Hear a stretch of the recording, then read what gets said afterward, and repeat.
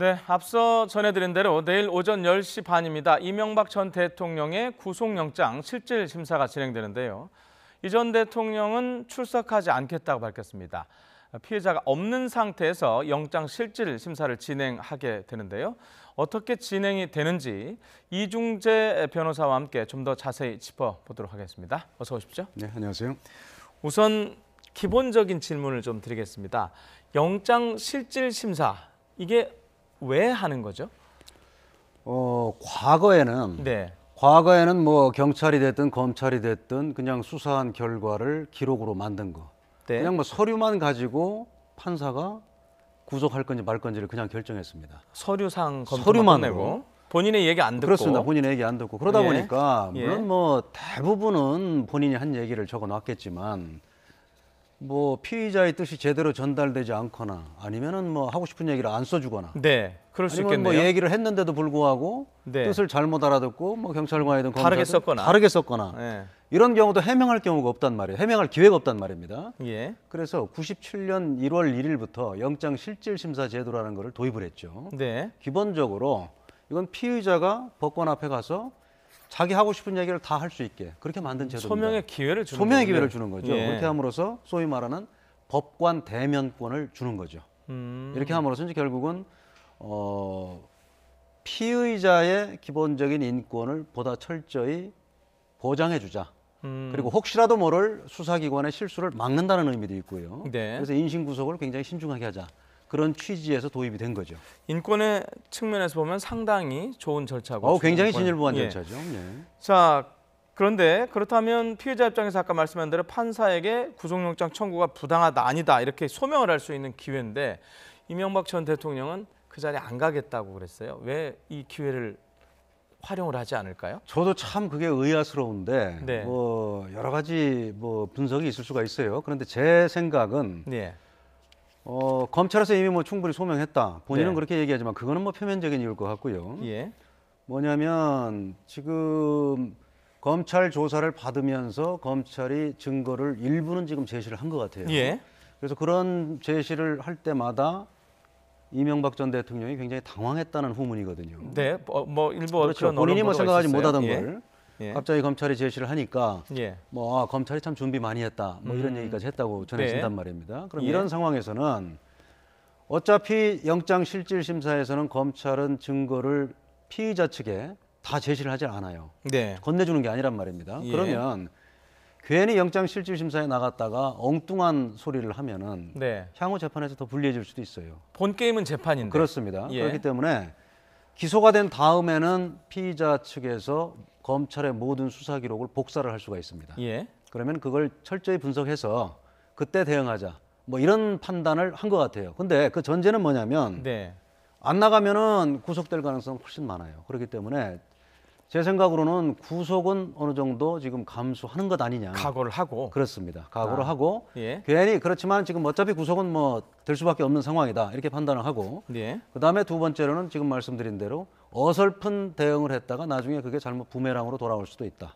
확실하게 기소가 된 다음에 기록 전체를 복사해서 분석해서 대응하자. 지금 뭐 아시겠습니다마는 변호인단 구성도 상당히 애를 먹었단 말입니다. 네. 지금 뭐 그 변호인들이 얼마나 지금 이 사안을 제대로 분석을 했는지를 모르겠어요. 지금 유일하게 갖고 있는 거는 지난번에 이명박 전 대통령이 검찰에서 조사받을 때 검찰에서 조사하는 내용, 그다음에 답변한 내용, 그거 그때 메모했지 않습니까? 네.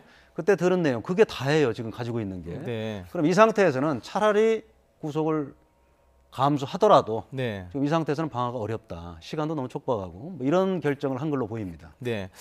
구속을 각오를 한 게 아니냐 이런 말씀하셨는데 구속을 각오하는 등 뭐 예를 들면 영장 실질 심사 이렇게 불출석하는 경우 뭐 금방 말씀하신 구속 각오하는 경우 말고 또 다른 어떤 경우들이 있을 수 있습니까? 물론 뭐 우리 형사소송법이나 형사소송 규칙에서 예정하고 있는 사유는 뭐 몇 네. 가지가 있어요. 근데 굉장히 단순합니다. 피의자가 법정에 출석을 거부하거나 예. 그냥 단순히 거부하거나. 예, 단순 거부. 그렇습니다. 단순 거부. 그다음에 단순 무슨 거부. 뭐 이유가 몸이 없네요. 아파서 나가기가 힘들다가 아파서. 예. 또는 뭐 기타 사유 네. 뭐 이렇게만 규정이 되어 있습니다. 예. 뭐 그 이상으로는 뭐 생각할 수 없을 것 같아요. 뭐 표면적인 사유로는 그렇게 그 정도를 들 수가 있을 것 같고 예. 그다음에는 지금 말씀드린 대로 전략적인 사유로 안 나간다고 결정하는 경우가 있을 수 있고, 그다음에 이제 마지막으로는 어차피 내가 뭐 구속될 것 같은데 법정에 나가서 괜히 소위 말하는 우리가 스타일을 좀 구겨서는 좀 더 이상한 거 아니냐. 내가 뭐 전직 대통령까지 한 사람인데 네. 굳이 법정에 나가서 지금 이 단계에서 뭐 미주알 고주알 얘기하는 경우에 오히려 내 위신만 체면 이런 게 더 손상될 수도 있다. 이런 생각을 할 수도 있죠. 네. 자, 지금까지 이제 서론적인 질문이었다면 본론 질문을 하겠습니다.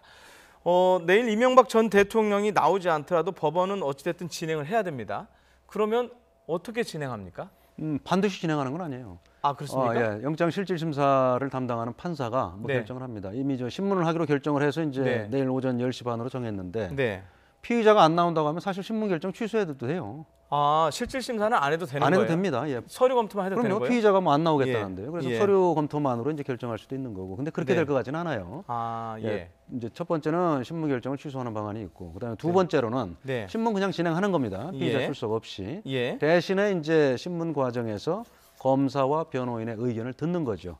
아무래도 판사 입장에서는 지금 뭐 검사가 지난 19일 오후에 지금 구속영장을 청구했는데 네. 일부러 지금 한 3일 정도 기간을 뒀단 말입니다. 네. 그러면 어느 정도 이제 워낙 기록이 방대하다 보니까 예. 판사도 기록을 내가 좀 보고 들어가겠다. 예. 그 본 걸 토대로 해서 이제 피의자한테 물어보려고 했는데 지금 네. 피의자는 안 나오지만 네. 본인이 그동안 기록 파악한 거, 그다음에 이제 검사와 변호인의 의견을 들어보면은 보다 더 명확해지거든요. 네. 그렇기 때문에 판사 입장에서도 신문은 진행할 걸로 보이고요. 예. 그리고 이렇게 뭐 대형 사건에서 신문을 아무리 피의자가 안 나온다고 하더라도 지금 변호인의 출석 의사를 밝혔기 때문에 신문은 진행할 걸로 보이고. 그러니까 변호인이 피의자 없이 출석을 해서 그렇습니다. 뭐 피의자 대신 대신해서 얘기할 수 있는 의견을 거니까요. 그대로 그리고 우리 제기한다는 형사소송 거죠. 규칙상으로도 네. 피의자가 없더라도 네. 판사는 검사와 변호인의 의견을 들어서 결정할 수 있다 이렇게 돼 있습니다. 그렇기 네. 때문에 그런 절차로 갈 것으로 보입니다. 그런데요, 어제 좀 이례적인 일이 있었는데요. 구속 영장의 내용을 공개를 했습니다. 뭐 검찰에서 한 게 아니고 이례적으로 이명박 전 대통령 측에서 공개를 하는 일이 있었어요. 저도 참 의아한 일이라고 생각을 합니다. 그래서 예. 어차피 뭐 검찰에서는 그 내용을 공개하기가 힘들어요. 뭐 피의사실 공표점 이런 거기 그러니까요. 때문에 예. 그게 있는데. 뭐 언론들이 그거 취재하느라고 상당히 어려워요. 아이 그럼요. 예. 그래서 이제 대부분 뭐 언론이 됐든 뭐 이렇게 예. 보면은 구속영장이 청구되면 법원으로 구속영장 청구서가 넘어가기 때문에 법원에서 그 내용을 주로 좀 검찰보다는 좀 상대적으로 쉽게 뭐 취재를 한 걸로 저도 알고 있는데 네. 그런 면이 있는 것 같아요. 어차피 이거는 뭐 알려질 거다. 법원으로 네. 갔기 때문에 알려질 거다. 그 다음에 이제 본인이 생각하기에는 뭐 그 중에 일부가 되는지 뭐 전부가 될지는 모르겠습니다만은 피의자 입장에서는 본인이 억울하다고 생각하는 부분이 굉장히 크게 보일 수밖에 없어요. 네. 그러니까 그 중에서 일부 뭐 논리적으로 말이 안 된다든가 아니면 본인이 정말로 이건 관여를 안 했는데 검찰이 뭐 관여를 한 걸로 뭐 지시를 하고 뭐 보고를 받은 걸로 적어놨다든가 네. 그런 부분이 있으면 굉장히 크게 보일 거예요. 그래서 예. 그런 부분을 정말 뭐 공개를 해서 이건 말이 안 된다. 뭐 그걸 부각시키기 위해서 한 걸로 보이는데 네. 제가 보기에는 좀 그럼에도 불구하고 상당히 좀 이례적이다. 저게 공개되면은 뭐 본인이 그때 지금까지 주장했던 검찰에서 피의 사실을 왜 아직 그 유죄 확정 판결도 안 난 건데 왜 일일이 공개를 하느냐 그렇게 주장을 했었는데 그거하고는 좀 모순되는 거거든요. 네. 저도 그 부분은 상당히 의아스럽습니다. 네. 자, 이제 취재를 하는 저희 언론 기자들 입장에서 좀 궁금한 거 하나 여쭤보겠습니다. 법원에서 아직까지도 공개를 하지 않고 있는데요. 내일 이명박 전 대통령이 어쨌든 절차가 진행되는 동안 어디서 대기하는지, 뭐 자택이라는 얘기가 있고, 뭐 검찰 내 어느 법원 내 어디라는 얘기가 있는데요. 지금까지 아직 발표를 하지 않고 있어요. 이걸 저희가 어떻게 예상을 해야 되죠? 그거는 뭐 여러 가지 뭐 경호상의 문제도 있고 하니까 뭐 공개할 문제는 아니라고 봐요. 예. 그런데 구속영장을 청구를 하면은 네. 법원에서 예. 피의자를 지금 뭐 불출석하겠다고 했습니다만은 예. 일단 데려와야 될 거 아닙니까 법원으로. 그렇죠. 그걸 인치라고 하는데. 인치. 예. 이렇게 근데 피의자가 안 나오려고 하면 강제로 데려와야 되잖아요. 네. 그렇기 때문에 이렇게 데려오는 거, 인치, 그다음에 판사가 기록을 검토하는 동안 대기하고 있어야 되잖아요. 네. 그 기간 동안에 네. 어디 데리고 있어야 된단 말입니다. 네. 그걸 구인 그게 궁금합니다. 그렇습니다. 그게 예. 그거를 구인을 위한 구속영장이라고 그래요. 예. 그래서 이제 판사가 그걸 발부를 했을 거예요 지금. 예. 그러면서 이제 구인을 위한 구속영장에는 네. 인치 장소가 나오고 인치 장소는 뭐 법원으로 데려가야 될 테고. 아, 이미 나와 있을까요? 그렇습니다. 그건 나와 있을 겁니다. 공개가 안 돼 있을 공개가 안 뿐이지. 됐을 뿐이지. 아, 그리고 그거 이제 취재해야 되겠는데요. 그렇습니다. 그다음에 예. 이제 대기하고 있는 장소. 예. 뭐 신문이 끝난 다음에 대기해야 되거든요. 예. 유치 장소라고 하는데 네. 그것도 아마 검찰과 협의해서 정해놨을 거예요. 네. 그래서 일반적으로는 네. 뭐 구치소예요. 일반적으로. 일반적으로는 구치소. 네, 구치소인데 예. 지난번 제 기억으로는 박근혜 전 대통령 때는 중앙지검 조사를 받았던 1001호실 옆에 1002호 휴게실 예. 거기서 지금 대기를 했던 걸로 지금 제가 기억하고 있는데 네. 아마 이명박 전 대통령도 검찰 그 수사실이 되지 않을까. 지금 뭐 자택에 그대로 뭐 하게 하는 건 좀 뭐 또 어떻게 보면 특혜다. 뭐 이거 구인영장을 제대로 집행 안 한 거 아니냐. 또 이런 논란이 일어날 수 있거든요. 네. 그렇기 때문에 내일 심사를 할 동안은 검찰이 구인영장을 만약에 집행을 한다면은 네. 그리고 장소가 아마 서울 중앙지검의 1002호로 돼 있다면 네. 그쪽으로 구인영장을 집행하면 거기서 대기하게 되지 않을까. 저는 뭐 그렇게 생각을 합니다. 아, 자택보다는 그렇습니다. 자택에 있으면 그건 물론 있게 할 수는 있어요. 논란이 있을 수 있다는 그렇습니다. 거죠. 근데 좀 뭐 특혜 이런 시비가 있을 수 있고 그다음에 이제 왜 그 대기를 하게 하냐면 네. 구속영장이 발부될 수 있잖아요. 네. 뭐 물론 기각될 수도 있지만 네. 발부되면은 이때는 구인이 아니고 구금을 위한 구속영장이에요. 그거는. 예. 뭐 이제 실제 뭐 신병을 완전히 오랜 기간 동안 가둬두는 네. 거죠. 그러면 그걸 집행하려면 피의자가 마음대로 돌아다니게 하면 안 되잖아요. 예. 그래서 구속영장이 발부될 경우를 대비해서 그동안 데리고 있는 겁니다. 네. 그게 바로 구인이 되겠습니다. 그럼 제가 거꾸로 유추를 한다면 대기 장소가 집이면 좀 기각될 가능성도 있다는 그렇진 점을 않아요. 염두를 해야 되는 그렇진 거고. 않아요. 그거하고는 관계 없습니다. 뭐 법원이면 거의 구속될 가능성이 높다. 이렇게 하면 그거는 유추는 아니다. 유치 장소가 뭐 자택이든 아니면 뭐 예. 중앙지검 조사실이든 그건 상관이 예. 없습니다. 네. 자, 이게 얼마 전에 이제 박근혜 전 대통령하고 비교를 안 할 수가 없습니다. 그때는 박근혜 전 대통령은 출석을 해서 실질 심사를 받았습니다. 그때하고 좀 비교를 해 주실까요? 그때는 뭐 적극적으로 뭐 본인이 소명을 하겠다고 해서 물론 뭐 변호인들이 주로 주장을 하는 거지만 네. 본인도 얘기를 뭐 거의 안 했어도 어쨌든 뭐 판사는 또 피의자한테 물어볼 수가 있거든요. 예. 원래 영장 실질 심사라는 거는 판사가 피의자한테 물어보고 네. 그다음에 이제 검사하고 변호인이 의견 제시를 할 수 있을 뿐입니다. 검사하고 변호인이 피의자한테 직접 물어보는 절차는 아니에요. 네. 그런데 지금 뭐 박근혜 전 대통령 때는 어쨌든 본인이 나왔기 때문에 네. 검사도 자신들의 의견을 얘기하고 변호인들도 뭐 그거에 대해서 반박하는 의견을 제시하고 또 주고받고 이제 공방이 이루어지다 보니까 그리고 또 판사도 박근혜 전 대통령한테 얼마나 물어봤는지는 모르겠습니다만은 물어볼 수 있는 거예요. 그렇기 때문에 뭐 8시간 40분이나 걸렸죠. 그래서 굉장히 네. 오래 걸렸었는데 아마 내일은 이명박 전 대통령이 나오지 않기 때문에 물론 뭐 그럼에도 불구하고 검사하고 변호인은 치열하게 공방을 주고받을 수는 있어요. 네. 그렇지만 일단 이명박 전 대통령은 영장 실질 심사보다는 재판에 집중하기로 한 걸로 보여요. 그렇다면은 박근혜 전 대통령보다는 상대적으로 시간이 훨씬 짧을 거 아니냐. 저는 뭐 그렇게 생각합니다. 네, 저희가 그 박근혜 전 대통령과 비교를 하기 위해서 그 시간대별로 지난번 상황을 정리를 해본 그래픽이 있는데요. 그걸 한번 좀 보면서 설명을 드렸으면 좋겠는데요. 3월 30일 날 오전 10시 반에 시작이 됐고요. 오후 7시 10분경 아마 저게 저녁 때인데 7시 10분경에 종료가 됐습니다.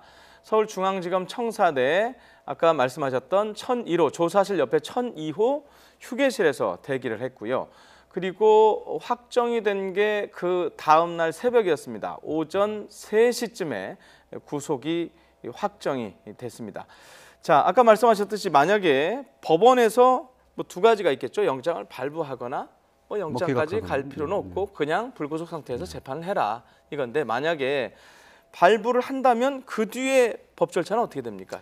그 뒤에 법 절차는 바로 구속영장 집행하는 겁니다. 네. 집행해서 구속영장 집행해서 이제 그 유치 장소를 또 거기도 정해놨을 거예요. 네. 발부한다면 이제 정해야죠. 거기 기재를 해야죠. 그래서 네.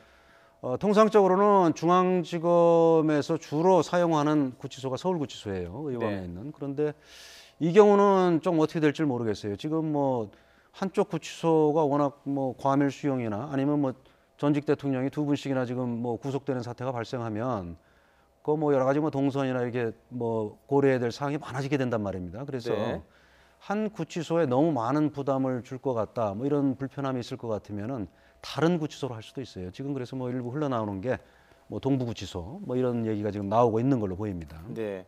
그러면 저희가 내일 이명박 전 대통령의 모습을 카메라에 담을 수 있는 시간이 원래 영장실질심사에 참석을 하면 그 시간이었는데 일단 참석을 하지 않기 때문에 집에서 대기하면 구속영장이 기각이 된다면 카메라에 잡히지 않을 거 아닙니까? 그렇죠. 예, 만약에 영장이 발부가 되고 집행이 된다면 그 시간이 될 것 같은데 그게 아마 언제쯤으로 혹시 예상을 하십니까? 만약이지만.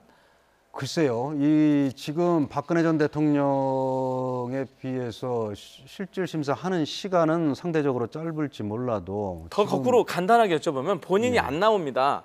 그러면 본인이 나왔을 때와 안 나왔을 때 어떤 때가 더 빨리 끝납니까? 본인이 아무래도 안 나왔을 때가 더 빨리 끝나겠죠. 그러면 근데 문제는 뭐 간단하게 내일이 박근혜 전 대통령보다는 빨리 끝낼 가능성. 그것보다는 빨리 끝날 거예요. 그런데 문제는 지금 제가 그걸 모르겠어요. 네. 지금 이번에 보니까 이명박 전 대통령은 구속영장 청구서가 207페이지라고 그래요. 네. 그럼 박근혜 전 대통령에 비해서도 더 많은 것 같아요. 제 기억으로. 네. 그러면 판사가 의외로 그걸 보는데 시간을 더 서류를 보는데 시간이 더 소요된다면은 피의자가 안 나왔더라도 뭐 거의 비슷한 시간이 걸릴 수도 있죠. 그렇기 때문에 물론 자정이 되기 전에 구속영장 발부 여부가 결정될 수도 있지만 그렇게 기록이 워낙 방대하면 지난번 박근혜 전 대통령 때보다도 더 방대하다면 새벽으로 갈 수도 있죠. 결론은 또 그분한테 달렸네요. 판사분. 그렇습니다. 네. 그분이 박범석 부장판사라고 지금 알려져 있는데요. 혹시 아십니까? 저는 검찰 출신이기 때문에 법원 쪽과는 조금 거리가 있고요. 그래도 법조에 계셨으니까 평판은 들으셨을 거 아닙니까? 그다음에 이제 평판은 들었습니다. 저하고는 좀 기수 차이가 있기 때문에 같이 근무는 안 해봤습니다. 울타리 안에서 근무를 안 해봤는데 지금 화면에 나오고 있습니다만 사법연수원 26기예요. 26기면은 원래는 95년도에 사법시험을 합격했어야 되는데 95년도 조금 한 해 일찍 합격했다는 것 같아요. 94년에. 그래서 이제 어쨌든 첫 출발을 2000년에 서울중앙지방법원에서 판사 생활을 시작을 했습니다. 그리고 이제 그 이후에 법원행정처, 그다음에 대법원 재판연구관 거기를 거쳐서 이제 인천지방법원 부장판사 거쳐서 이제 금년 2월부터 서울중앙지방법원에서 근무를 했고요. 그다음에 이제 2월 말에 이제 법관 정기 인사가 있었는데 그때 이제 업무 분장을 새로 하면서 영장 실질 심사를 담당하게 된 거예요. 서울중앙지방법원에 이제 영장 실질 심사 담당 판사가 이제 3분이 있죠. 그 중에 이제 제일 선임 기수입니다. 한 기수가 빠르네요. 다른 2분은 27기예요. 그렇게 돼 있고 지금 굉장히 좀 합리적이고 꼼꼼하다. 일반적인 얘기입니다만은 이건 우리가 흔히 예상할 수 있는 문제예요. 뭐냐면 서울중앙지방법원에는 우리나라의 정말 대형 사건에 대한 영장 청구가 다 몰리는 곳입니다. 그렇기 때문에 치밀하고 판사분들 다 유능한 분들입니다만은 그 중에서도 정말 치밀하고 우리가 흔히 얘기하는 엘리트가 아니면은 저 영장 실질심사 담당 업무를 맡기질 않죠. 그렇기 때문에 굉장히 합리적으로 결정을 할 걸로 예상을 합니다. 영장 실질심사 결과가 어떤 상식과 좀 다르게 나왔다 또는 지지자들이 있는 사람의 경우에는 그와 다르게 나오면 신상이 탈탈 털린다든가 상당히 곤혹도 많이 겪지 않습니까? 그러면 아까 3분이 있다고 그랬는데 이게 어떤 사건을 배당할 때 순서대로 하는 겁니까? 아니면 무작위로 이렇게 배당을 합니까? 무작위로 합니다. 지금 컴퓨터 프로그램에 의한 전자배당 이렇게 했다고 해요. 그래서 그걸 왜 그렇게 하냐면 지금 워낙 사안이 중대하고 민감하다 보니까 물론 일반 사건도 다 그렇습니다만은 이번 사건의 경우에 전직 대통령이 직접 피의자이기 때문에 이거 정말 영장 실질 심사 담당하는 판사를 임의로 지휘부에서 배정을 했다. 그럴 경우에 양쪽으로부터 엄청난 이의 제기가 들어올 수가 있거든요. 물론 피의자와 판사가 무슨 친인척 관계에 있다거나 옛날에 같이 근무를 했다거나 이런 관계에 있으면 당연히 배제를 시켜야겠지만 그게 아니더라도 임의로 배정할 경우에는 그런 문제가 분명히 발생합니다. 그렇기 때문에 중앙지방법원에서는 공정성, 형평성을 기하기 위해서 그런 컴퓨터 프로그램에 의해서 무작위 배정을 한다. 이런 절차를 통해서 결정이 된 거죠. 자, 중요한 결정을 앞두고 있는데요. 만약이라는 계속 전제 단어를 제가 달게 되는데 만약에 구속이 된다면요. 조금 전에 말씀하시기를 보통 저희가 구속이 되면 서울구치소로 가는 걸로 알고 있어요. 통상적으로 보면 서울구치소 그러는데 아까 서울구치소가 아니고 동부구치소를 언급하셨어요. 왜 그렇습니까? 아까도 말씀드렸습니다만 네. 무슨 뭐 서울구치소가 뭐 소위 말하는 대형 사건의 피의자들이 가는 곳은 아니에요. 네. 그게 아니고 구치소별로 이 검찰청하고 대응하는 구치소가 있거든요. 왜냐하면 네. 그 관할이죠, 관할. 예. 지리적으로 제일 가까운데. 그 이제 중앙지검에서 제일 가까운 데가 서울구치소입니다. 네. 그래서 이제 서울구치소를 많이 이제 사용을 하는데 네. 문제는 지금 뭐 지난번에도 뭐 최순실 국정농단 사건에서도 있었습니다만은 어떻게 보면 그때도 박근혜 전 대통령하고 최순실 씨가 공범 혐의를 받고 있는데 한 구치소에 두면은 동선 관리가 어렵잖아요. 네. 그렇기 때문에 분리시켰듯이 네. 이번에도 전직 대통령을 두 분씩이나 한 곳에 둘 경우에 네. 구치소에서 굉장히 그 관리하기가 어려울 수가 있어요. 그렇죠. 그렇습니다. 그렇기 때문에 그런 경우에는 다른 곳으로 할 수도 있는 겁니다. 그리고 그 김백준 전 총무기획관인가요? 그분도 지금 서울구치소에 가 있지 그렇습니다. 그럼 공범 간의 문제도 있어요. 구치소의 제일 원칙은 네. 공범 간에는 절대 마주치지 않게 한다. 동선이 겹치지 않게 한다. 이게 분리한다. 예. 이게 제일 원칙입니다. 왜냐하면 그렇게 하지 않으면 서로 뭐 가다가 말을 할 수도 있고 예. 뭐 그 과정에서 뭐 말을 맞출 수도 있거든요. 물론 뭐 교도관들이 따라다니기 때문에 그럴 가능성은 낮습니다만 그럼에도 불구하고 제일 원칙은 공범들 간에는 철저히 분리하는 겁니다.